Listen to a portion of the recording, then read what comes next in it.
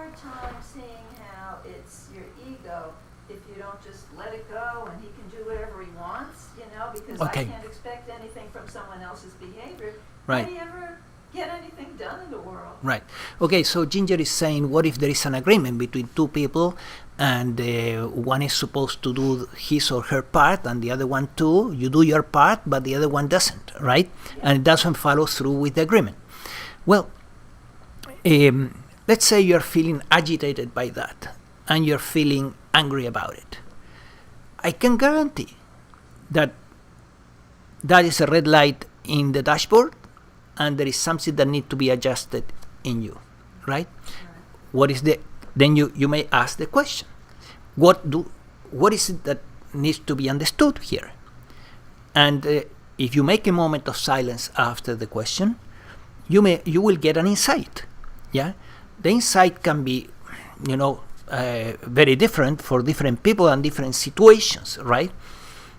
And then, but what I'm saying is that insight will be healing, and that the red light in the dashboard is yours, is not about the other person. So let's say, for example, that the other person is not fulfilling his part.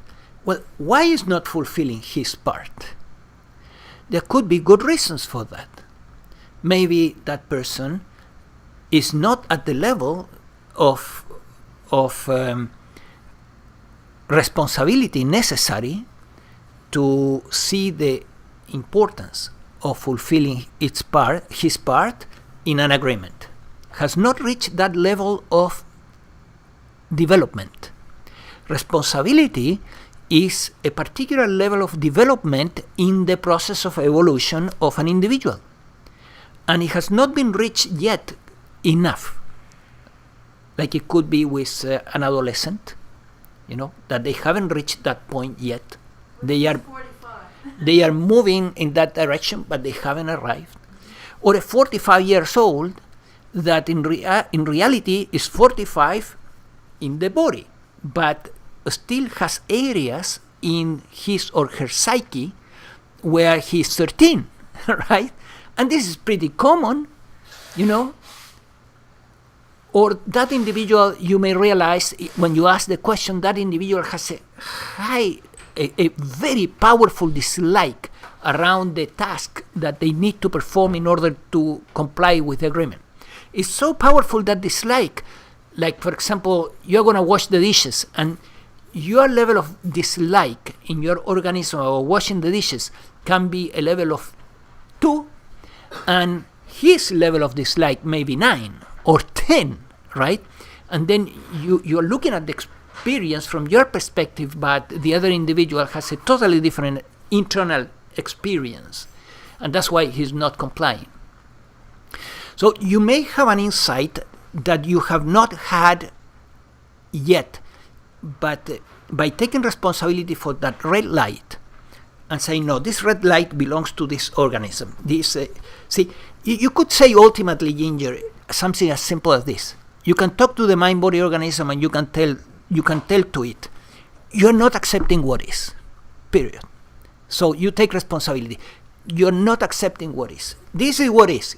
That person is failing to fulfill its part of the agreement, but it is what it is. That is what is. So if the organism is resisting what is, then the organism is responsible for that resistance. Makes sense? Oh yes, I understand that part about how when the red light goes on, it's because Right. I'm angry. It's my issue to deal with my anger. Right. It's not your issue, but it's the issue in the mind-body organism. Right, that's what I mean. Exactly. But, how do you get anything done with the other person? Oh, well, It's not about the dishes, but Right. he didn't express, well, I hate washing the dishes. Right. He was like, maybe clueless, right? And maybe that person may go 10 years more totally clueless about his intense level of dislike of washing the dishes for whatever reason, had a trauma or whatever. But you may be able to discuss this with the other person you may be able to come to a new agreement or to get a consent from that person to try more, to commit again to the agreement. You may be able to do that, or you may not. You don't know, because it doesn't depend on you, right? It depends on the other person. Maybe it depends on you just to be assertive enough to bring the subject and to bring the issue and say, we had this agreement and you're not doing it.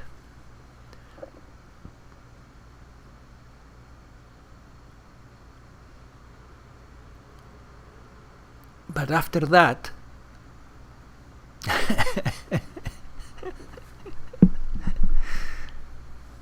sometimes people will change their ways and sometimes they won't.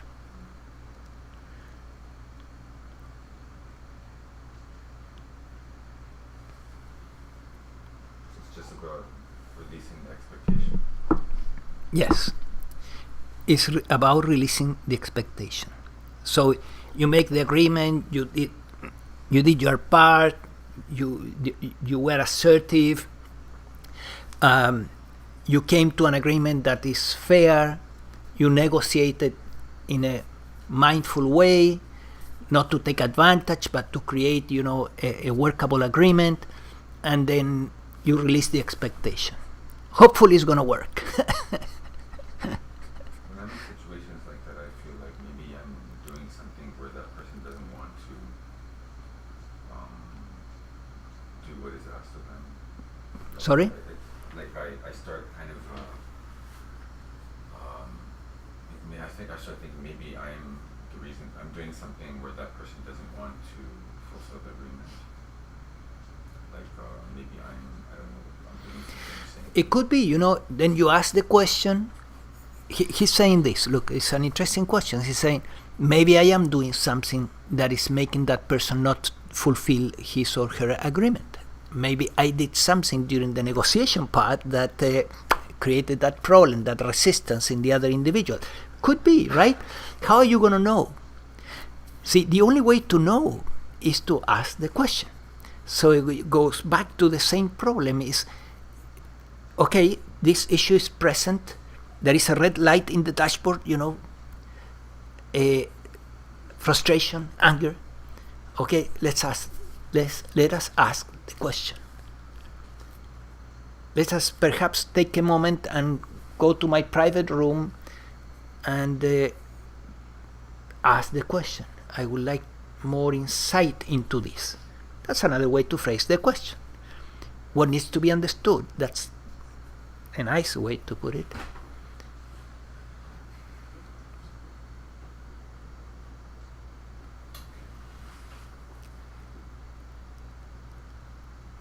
You know the same guy I know. I cannot recommend enough to begin to ask to the universe the right questions so that you progress fast. If we don't ask questions, we are not tapping into an enormous amount of power, because wisdom and insight are extremely powerful to free the individual. And it is as simple as asking the right question. A sincere, humble question, can do miracles. Not 2 hours meditating, 3 hours practicing the presence of God. No, simply you look at any red light in the dashboard and you ask the question. The right question will bring the right answer. A sincere question will bring the right answer, sooner or later. Sometimes I think if we release our own charge on an issue, then the issue we have with the other person sometimes dissipates because that resistance that was there. Absolutely. Ginger is absolutely right. She's saying, okay, if we release the charge that we have inside, then the other person will tend to release it too. and there will be a shift in the relationship and in the situation. So yes, I mean, this is like mathematics. The minute the right insight comes and illuminates the situation because you asked the right question, right? The minute that insight comes, there will be most likely a shift in the situation itself. See, that's the power of wisdom. Wisdom brings freedom. There are other ways to be sincere, other ways to express our sincerity to know. Yeah, because when you ask a question to the universe, you are expressing your sincerity and humility to know, wanting to know, right? There are other ways to do this. You can, a simple one is you can consult a divination system, right? There are many divination systems, or oraculus they are called, yeah? The pendulum or the tarot cards, anything that usually what I have seen through the years is that everyone is connected to a particular oracle. Yeah. So if the pendulum works for you, don't try to go into the tarot cards. Use the pendulum, right? If the tarot cards work for you, go to the tarot cards, or if the Rumi stones or whatever. So find an oracle that works for you, and then learn to use it. And sometimes you will get the answers through an oracle if the question is sincere. Other people get it by just opening a book. You say, I have this question, and you go to a book that contains good material, that is not a novel, and you open the book and boom, you get the question. That's similar to an oracle. So that's another way to express our desire, sincere desire to know. Another one is to consult with a professional. It could be a professional psychic, it could be a professional counselor, it could be a professional life coach, it could be a professional that you consult, and you use that professional to brainstorm about a particular issue. And usually what happens is that when an issue becomes painful enough in life, that's what people do. Eventually they call the psychotherapist or the life coach or the psychic, and they go to that professional and they say, well, I'm having this problem, please help me, right? And then they begin to brainstorm, and the very fact that you are paying to a professional to have insight into something is a statement of seriousness towards the universe. It's a statement of, I am willing to put even my money on the line to learn what I need to learn. And that's why I think it works. Even if perhaps the counselor or the coach may not be that effective, but just the fact that you were sincere, brings blessings, so to speak. You can also do this with a friend, somebody that you trust, to brainstorm about an issue, and you can say, "You mind if we discuss something?" Call your friend, and then just the fact that you're opening up to another person, and you're being sincere with another person, is also a proof of your sincerity. And then the universe moves. And every insight in the end comes from the universe. It may come to the counselor and then to you, or it may come to you directly. Many times, I have used a friend or a counselor or a life coach to brainstorm about issues, and the answers tend to come through this brain, not through the counselor's brain, but just by the fact that you have to organize your thoughts, and you in presenting the issue, and when you are organizing it, then the insights begin to come in, right? So also that's very common in counseling. The the client gets the insights as they are presenting the issue, just by the fact that they need to organize their thinking.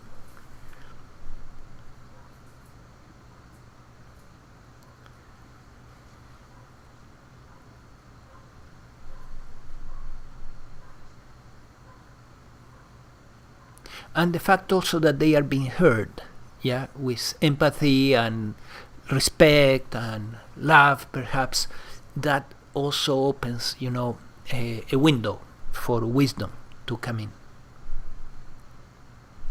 Liberating wisdom. The path, in a way, is from insight to insight to insight.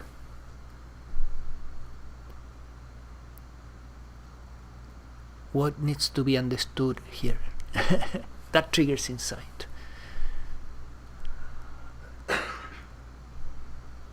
We could say that every situation that comes to us that is challenging, or even somewhat challenging, has come to trigger insight.